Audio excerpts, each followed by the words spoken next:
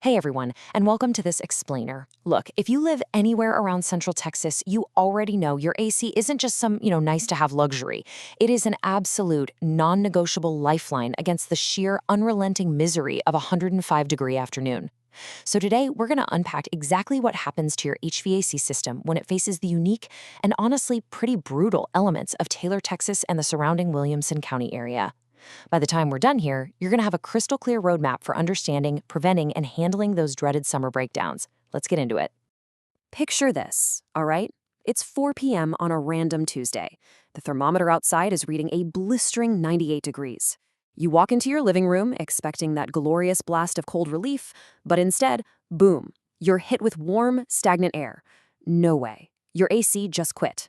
It's a massive, high-stress emergency that pretty much every homeowner in Central Texas has faced, or, let's be real, eventually will face.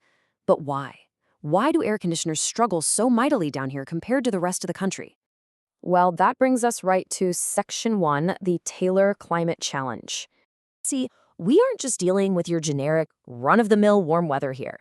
We are talking about summer temperatures that regularly top 100 degrees for weeks at a time. That forces these air conditioners to run continuously, literally nonstop, from May all the way through September. And it doesn't stop there.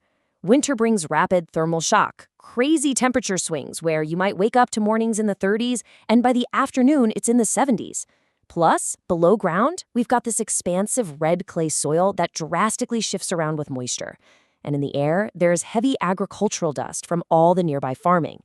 This whole combination aggressively ages mechanical systems way, way faster than the national average. So what actually breaks? Let's look at Section 2, Common Central Texas Breakdowns. The absolute most fascinating, and definitely the most frustrating culprit here is the capacitor. It's this small but incredibly vital electrical component that's responsible for basically jump-starting your compressor and fan motors. The problem? Prolonged exposure to 100-degree heat literally cooks this part. The extreme outside temperatures degrade the dielectric fluid inside of it. When your capacitor dies, you might actually hear your outdoor unit humming, but it just won't start. It is, hands down, the single most common summer failure in this area. And remember that shifting red clay we just talked about? Well, when moisture changes cause the soil to move, your home's foundation settles slightly. This movement physically pulls your duct connections apart, especially at the boot and plenum joints. The result? You are paying top dollar to blow your precious, expensive conditioned air directly into a 140-degree attic or crawl space instead of your living room.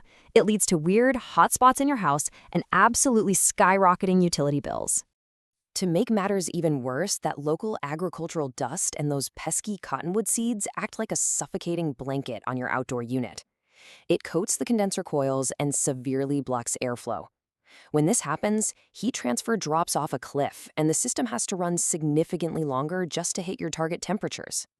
That forces the whole shebang to work overtime, driving up operating pressures and risking massive, expensive compressor damage.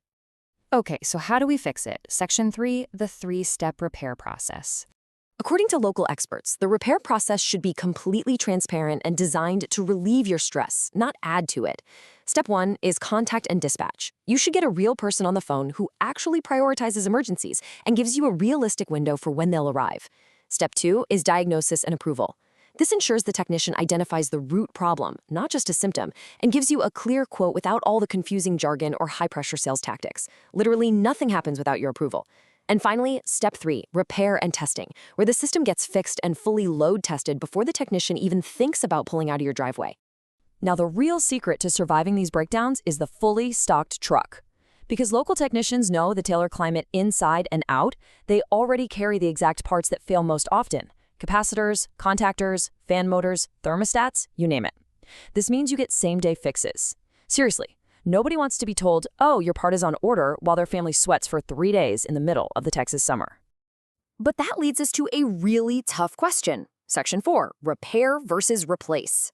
How do you actually know when it's time to stop fixing and just bite the bullet and replace the whole thing? Well, if a sensible $300 fix gives you 3 more solid years of cooling, an honest technician is going to recommend the repair every time. But there is an economic tipping point here. The industry standard rule of thumb is that when repair expenses start approaching 50% of the cost of a completely new system, your aging unit is simply beyond saving. At that point, replacement makes the most financial sense. Age is also a huge factor. In Taylor, the average lifespan of an AC unit is only about 12 to 15 years. Because our climate demands that these systems run virtually nonstop for half the entire year, they just age out a lot faster than units in milder parts of the country. Once a system passes that 10-year mark around here, you can definitely expect much more frequent repairs. Now, if you do decide you need to replace your unit, sizing is everything. A very general rule of thumb for Taylor homes is that you need 1 ton of cooling capacity for every 600 square feet of home space. So, for example, a 1,500 square foot home generally requires a 2.5 to 3 ton unit. However, guessing is never a good idea when you're spending thousands of dollars. That's exactly why professionals use something called the Manual J methodology. I know it sounds like crazy technical jargon, but translated into plain English, it's just a mathematical formula. It looks at your home's orientation to the sun, your insulation values, and the number of windows you have. This specific calculation guarantees that your new system is perfectly matched to the unique thermal load of your house. And sizing is absolutely critical, guys. If a contractor sells you an oversized unit, it's going to cycle on and off way too quickly. Sure, it might cool the air fast, but it won't run long enough to remove that thick, heavy Texas humidity. It'll leave your home feeling like a clammy sweatbox. On the flip side, an undersized unit will just run continuously, driving up your electric bill without ever actually reaching the nice, cool temperature you set on the thermostat. You also really have to consider SEER ratings, which is just a measure of efficiency. While the minimum code is 14 SEER, investing in a unit with a rating above 16 pays off massively over Taylor's long cooling season. Because the runtime hours are so much higher here than in moderate climates, higher efficiency units noticeably, and I mean noticeably, reduce your monthly electric bills over time. Which brings us to our final part, Section 5, maximizing efficiency and lifespan. If you find yourself holding a shocking utility bill this summer, it usually comes down to a few common culprits. We already talked about leaky ductwork, which can silently waste up to 30% of your cooled air. But you also got to consider the simple things. Dirty filters force your system to work way harder than it needs to. Aging, inefficient systems just consume way more electricity by default. And hard truth for some of us here, thermostat settings above 72 degrees in the peak of summer will drastically increase your runtime and your costs. So to combat those high bills and that heavy agricultural dust we talked about earlier, you have to be proactive about your indoor air quality. The absolute easiest fix? Replace your filters every 30 to 90 days. Upgrade to a MERV 11 rated filter to capture those smaller dust and allergy particles. And if you want maximum protection, you can even add whole home purifiers or install UV lights right in your ductwork to kill bacteria and mold before it even circulates through your home. So I'll leave you with this. Could a simple $10 30-day filter change actually be the single action that prevents a multi-thousand-dollar catastrophic failure next summer? Well, the data says absolutely yes. So, when was the last time you checked your filter? Taking proactive action is exactly what keeps your home comfortable year-round. Thanks for joining me on this explainer. Stay cool out there and never stop learning.